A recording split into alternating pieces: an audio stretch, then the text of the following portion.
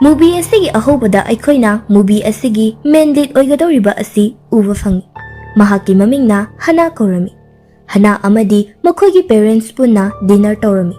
Adubu magi mamana karigumba wa khara hairaglami. Hairagliba wa adu Hanana yamna taninglamde.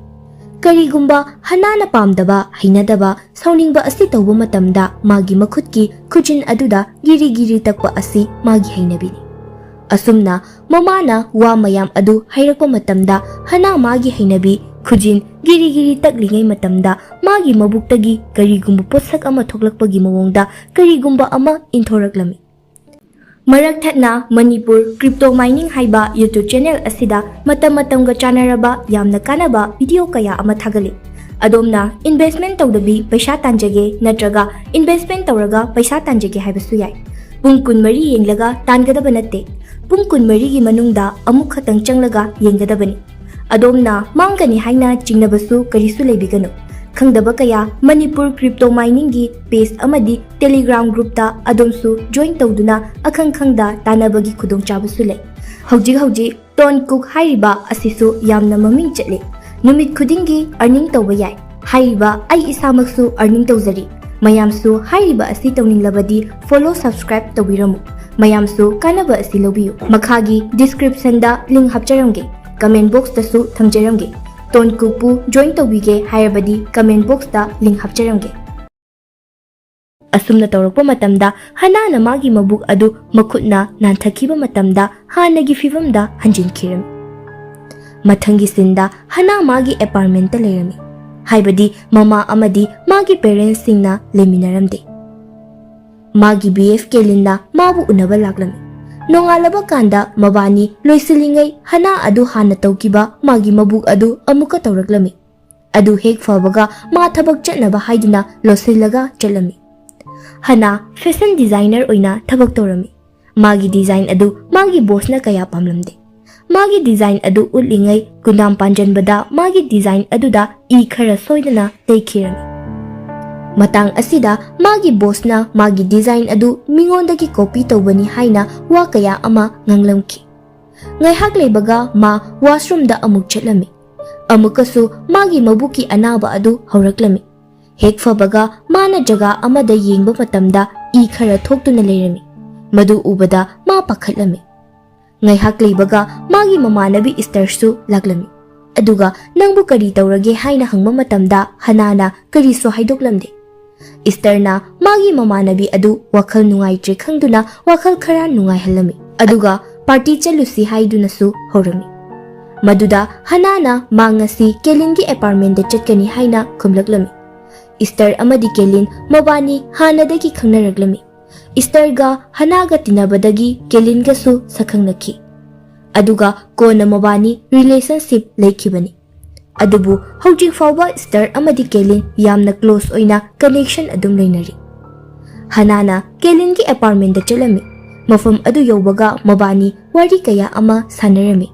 Amadi makoi ani haktinnaba haurakpa matamda Hanana magi pukki anaba haufam adu udringai karigumba wahai khara haijillaga losilami. Hanana tawriba mawong adu ubada kelinna aina nangonda kari soikiba yawkhrabage haina hanglaklami. Maduda Hanana kona unase hairaga mafam adu thadoktuna chatki. Hana magi apartment ta laktuna dress ki design kaya ama khalami. Adubu magi makokta karisu thoklamde. Ngaihak leibaga magi mabuki anaba adu hauraklami. Mana yengluba matamdadi karino khangdaba creature ama tholaklami. Madu ubada Hana aduki matik yamna kirami. Amadi yamna su pakhatlamki. Uriba mayam asi manga chap manarami. Aduga yamna ngaklibana creature asina Hanada karim kathaina duna leirami. Adubu Hanadi mafam adu maktada gyan mangkhirami. Mana gyan tarakpa matamdadi magi mitbangna uriba adu thajaba ngamlamde. Hek ubada hainadaba fauraba sa asina mangonda chungshulakpa kanda Hanana sa adu faglangda thomduna gyan manghalami. Aduga magi anaba adu yamna tuna bandage na yasilami. Aduga sa adubu upu manungda hapchilami. Masigi matung magi thabakta mai unsilami. Mangonda design gi matangda yamna fazaba wakhal ama laklami. Design adu loibaga magi boss ta uluba matamdadi boss asinasu yamna pamjaba haiba adu oirami. Aduga yamnasu haraurami. Matang asida magi anaba aduna maram oiraga furit mapanda I khara thoklaklami. Madu kari taurino haina hanglakpada Hanana allergy tawbani haina haijilami. Masigi matung Hana dermatology amagi manakta chilami. Aduga anaba jaga adu yenghalami. Aduga doctor aduna hairaklami. Mana nariba laina asi allergy nate. Karigumba nangna manungda leiringai matamda twins dagi DNA aduna chupsillaba kanda thokhanbani haina hairaklami. Adunani sida birthmark leiribase aduga jaga asi yamna sensitive oiba jagani hairaklami. Maduda Hanana pakhatpadagi magi twins adu asidagi thoklakadra haina hanglaklami. Doctor na adugumbadi karisu tawroi haina hairaklami. Mafam adudagi thoklaklaga Eastergi manakta laklami. Eastergi manakta lakpa matamda Hanana kelinda message mayam ama tharami. Adubu pakhum amata pirakhide. Haibadi mana thariba message adugi reply ama fawba pibirakte. Masigi matung Star amadi Hana party tawringai matamda Eastergi phone da kelingi message mayam ama lakpa adu ubadadi Hana mathwai yamna nungaijaramde. Somdana ngasai Hanana upuda haptuna thamkiba sa adu upu adudagi thoklaknaba haiduna yamna kanna honarami. Hanana yum halakpadadi sa adu mapanda thoktuna leiramki. Aduga sa adudi makhut makhong loina paladuna leirami. Aduga masa kharasu chokhattuna leiramki. Aduga yamna ngaklibana Hanada creature aduna nangi BF adu Easterga wari sanai mabani punna leiminai adu nangi problem ni. Aina solve tawba ngamgani haina hairaklami. Masida Hana amadi creature makoi anigi mamit adu michanana munna yengnaduna leiramki. Asumna leiringai Hana sangsar amada leiramki. Minute kharagi matungda Hanagi phone da mamagi call lakpadagi Hana gyan taraklami. Aduga creature adugi makokta karigumba potsak amana thomduna wantha halami. Aduga creature adu basement amada fazilaga thamlami. Hana nongmata fazana mamagi call paikhatlamde. Adubu mamagi call adu amuka lakpadagi paikhatlami. Aduga Hanana mamada aigi twins ama leibra haina hangleklami. Adubu mamana hairamde. Wahang adugi pakumpi dabi dinner party laknaba hairaklami. Adubu Hanadi sauningba nungaitaba fawbanina khujin adu giri taktuna leibagi saktam asi aikhoina uba fangi. Aduga Hana thong thilakpagi makhol tabadagi thong hangluba matamdadi Easter amadi Kelin oirami. Mabani na lagliba asigi maramna picnic chatnaba haiduna hauba laklibani. Adubu mabani pulap lagminaba ubada Hanadi amuka hena nungaijaramde. Hanadagi hauna Hanana mabanigi marakta kariguma mari khara leibra haina chingnaba horakrabani. Aduga mana chingnariba adu asum nongmagi helakle. Hanana ngasigi picnic adu ma yauraroi haibadagi Kelin amadi Star mafam adudagi chatkirami. Masigi matung Hanana dual DNA camera gi matangda search tawduna yenglami. Aduga leina asina naraba miyoi singa unaba chalami. Hanana sacred basement amada chalami. Mafam aduda maga leina chapmanaba miyoi kaya amalerami. Aduga creature asina appendage haina korami. Creature adugi wari tabada Hana lumduna leiramba wakhal adu khara yanglamki. Haibadi leina asina nariba asi ma mathanta nabu oiramdre. Atopa miyoi singasu naduna leiramle. Mafam aduda leiramba red koba nupa amana magi appendage ki maramda wa khara hairaklami. Hairiba creature asi miyoi sing adugi masa nungai chingai wakhal nungai chingai miyoi adudagi magi oiba khudong chaba lawi. Aduga hairiba creatures asi mi adugi birthmark adudagi thoklakpani. Hairiba mafam asidagi thoklaklaba aikhoi miyoi bagi sangsar asida tinba ngami. Aduga hairiba leina asi kanagumba miyoi amana thizimkhidraba amadi khangnadriba leina amani. Haibadi masi dual DNA dagi horakpa leina amani. Masidagi Hanana hairai. Adu oirabadi aikhoi doctor ama tanadbana faroidra haina. Masida nupa amana hairai. Aikhoi gumba leina asina naraba miyoi ama doctor amagi manakta. Adubu hairiba miyoi asidi doctor sing aduna phazinduna thambikre. Haibadi miyoi adubu changing makhal kaya chathaduna leikre. Aikhoina chatlurabasu nupa aduda tawriba adumak aikhoidasu chapmanana chatharakani. Aduna aikhoi lotuna leiba haibasina aikhoigi khwaidagi laibak faba haiba ado oigani. Aduga appendage asi magi hosta fit tauraga miyoi adugi wakha gyan pumang manghanduna miyoi adugi masa pumba sontha handuna creature asina energy kaya miyoi adudagi chingli. Maramdi makhoigi masa tholhanba haibasida darkar oiribase aikhoi miyoi bagi energy asini. Energy adu lauraba tungda makhoigi masa body adu chokhat halami. Aduga aikhoina isa isagi appendage adu hatpa yade. Maramdi makhoiga connection leine. Aduga aikhoigi feelings wakhal pumnamak asi makhoina loina khangi. Aduga makhoi asi fazilaga thamgadabani. Aduga makhoi asi sonthanaba amadi wanthaduna leinaba aikhoida injection ama lei hairaklami. Masigi matung hanana mafam adudagi sedative injection adu puduna mafam adudagi tholaklami. Makhoigi group aduda yauba Claudia kauba nupi amaga thengnarami. Nupi aduna kopi thause haiduna mayumda puraklami. Mafam aduda mabani wari kaya amasu sanarami. Masidagi hanana atopaka amada appendage leiba adu makhol taraklami. Maduda hanana nangdi injection kaptribasi karigino haina hanglaklami. Maduda Claudiana hairai. Marak marakta aigi wakhalda injection asibu sizinaduna creature asibu wanthahanduna adumak thamba haibasi fatte haina aina khalai. Maram aduna mana injection asi sizinnadanaba hairaklami. Hanana hairai. Makhoidadi injection asi darkar oi. Maramdi aikhoina lana khanba wakhal asi makhoina chumme haina pusilai. Aduna mayamna darkar oi hairaklami. Hanana asumna hairibasi mamang thakta star amadi kelin makhoi anigi marakta chingnaba kaya leirabasu hojik fauba hanana thajadri. Nongma creature aduna star amadi kelin makhoi ani mari leinai haikhiba adu machin thibani haina khali. Claudia su magi appendage adu phajinduna thamliba law khongduna leiriba adu ingthan hannaba ka adu da changkhirami. Aduga hanasu magi appendage ki manakta laklami. Magi appendage aduna hanada hairaklami. Nangi sangsar asida aina lagliba ase nangi mating pangba lakpani. Nangi damak aina pangba ngamloidaba mating leite. Masida nangna aibu sontha handuna tumtha handuna thamba haibadudi fatte haina hairaklami. Adubu hanadi creature aduna hairiba wa mayam adu ama fauba tada khanthaba tauda injection adu kapsinkhirami. Yumda halaklaga magi thabakta mai onsilami. Masidagi magi kelin laklami.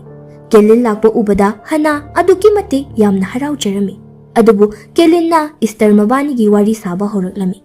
Maduda hana adu nungairamde. Mana khara khara chingnana leibaga magi tungda mabani na soidana karigumba maru ama leire haiba khanglaklami. Aduga hanana mafam adudagi kelin adu tanthokirami. Mathangi nonganbadasu asauba aduga loinana karigumba wafam amata istar makhoi ani khanarami. Numit kharanidi asumna asum hauki. Nongmadi hana Claudia gi manakta laklami. Aduga Claudia da mana college tamlingai car accident ama thokre. Maram aduna masana masa asi perfect oide haina khanjai haina hairaklami. Maduda Claudia na nangna khaliba ado lale nang phai karisu taude normal oi. Nangna negative oina khanbagini hairaklami. Matang asida Claudia na secret ama hairaklami. Ma magi appendage ka wari sane. Aduga mana haiba wa khudima asengba loina oiki. Mana magi ex-husband na mangonda check taurambagi matangda creature asina yamna fazana hairaklami. Makhoina appendage asi fazana sizinarabadi aikhoi isagi thabak kaya amada mateng kaya ama lawba yagani haina hairaklami. Adubu makhoina thabak asi tawba matamda aikhoi checksindabadi yade. Checksina tawgadabani maramdi makhoina aikhoi asi gyan manghankiba yai hairaklami. Hanana appendage ki manakta laklaga wari sananaba tawrami. Maduda appendage na manakta changsilaglo hairaga kelin amadi istar mabani nushine. Nangondadi makhoi ani na minushi machet ama fawba thamde. Masi haiduna hana adu gyan manghalami. Aduga appendage masa adu chokhalaklami. Hanana gyan tarakpa matamda appendage adu mafum aduda leiramdre. Mafum khudingmakta koithi thirami. Tanja aduda mamagi call laklami. Call adu paikhalaba matung mamana chananaba adu lauraga laknaba hairaklami. Matha phana sarabasu chalami. Jaga amada appendage tuna lotlaga leiramba adu thengnarami. Kudak aduda Claudiada call tawraga mating nirami thuna unasi haiduna. Chananaba pot adu puraga mamagi manaktamna laglami. Adubu hana magi masa aduki matik yamna nungaitaba haiba adu oire. Chanaba mayam adugi mathak tabhawba osilamki. Masida magi parentsingna wari kaya ama ngangnarami. Yum halakpagi lambida Claudiana call tawragduna mayumda laknaba hairami. Hanana yum yorukpa matamdadi masa adu yamna sokselamki. Mana masa nungaitriba asigi maramdi magi appendage asinani. Magi appendage adu magi manakta laklami. Adubu madi matam khara khajik asida yamna chawraga leiramle. Matam asida hanana nungairoidaba wa kaya ama haiba horaglami. Aduga appendage asina tapna somthaduna hanabu gyan manghalami. Magi masa adusu khudum chalami. Claudiana hanagi yum yorukpa matamdadi hanagi appendage adu hanaga chap manana masak onuna leiramle. Aduga hana masa aduna pungsok sukthaduna leiramle. Bios mayam matang asida yamna ngakningai oiba wafam ama aikhoina khangadawri. Madudi Claudia masamak appendage ni. Aduga asengba Claudia adudi magi creature asina fazinduna thamlami. Aduga mamang thakta wari sada khiba adudi asengba Claudia ni. Appendage asina makhoi masa masada oida padaba wa kaya ama haijillaga makhoi bu khudum chansinba oirami. Claudia gi appendage na matam amada magi husband na mangonda cheat tawi haina wa kaya ama hairakhiba adu asengba natte. Aduga hanadana kelin amadi Esther mabani koinai haina hairibadusu asengba natte. Madu hanabu apungba sibani. Aduga appendage aniduna asengba hanabu basement da fajilaga thamlami. Hana amadi magi appendage asiga mabani mari leinabana numit kharanidi hingna thamkhini. Aduga atopa ama thiraga hana asi hatokhini. Haibadi hanabu consume tawba loiraba tungda hatkhini haibani. Aduga appendage hanana Esther amadi kelinna man soikre haibagi message tharaglami. Adubu message adu ubada Esther di itha thajaramde. Esther na hana unaba yumda chalami. Matam asida Esther na basement room dagi makhol ama tarag. Adubu Esther na yenge tawba matamda appendage hanana oidaba kaya ama haijinbadagi mafam adudagi Esther chalhankirami. Madu ubada haibadi hanana tawthораgliba mawong adu chingnarap tawrami.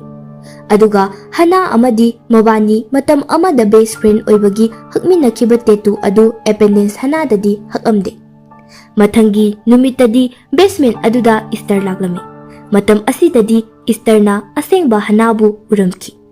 Esther na hanabu yamna thuna hospital da puraga laglami. Makhoi anidi hana mamangi punsida yamna nungsi chanana marup ama oirakpanina nungairamdaba kaya leinaramlabasu mikup asida pungkaw kawnaki. Awaba tarabadi mamanabi asigi mating pangli. Masini asengba marup. Asomdana leina asina nariba miyoising adu appendage loina olaga leirami. Aduga makhoigi head aduna makhoigi host haibadi asengba masa adu hatoknaba matungda atopa miyoi dasu makhoina fit tawba yai haiba khanglaklami. Maramdi makhoi masana masabu ganjanabani. Mathangi numita appendage hanana kelin unaba laklami. Aduga asomdana asengba hana adu doctor na test tawnaba haiduna numit kharani hospital da leinaba hairaklami. Aduga somdana appendage hana amadi kelin haktinnarami. Haktinnaba matamda kelinna hana appendage ki birthmark adu urami. Madu ubada kelinna karino haiduna hangakpa matamda appendage aduna mana cream ama taibani maduda magtharakpani hairami.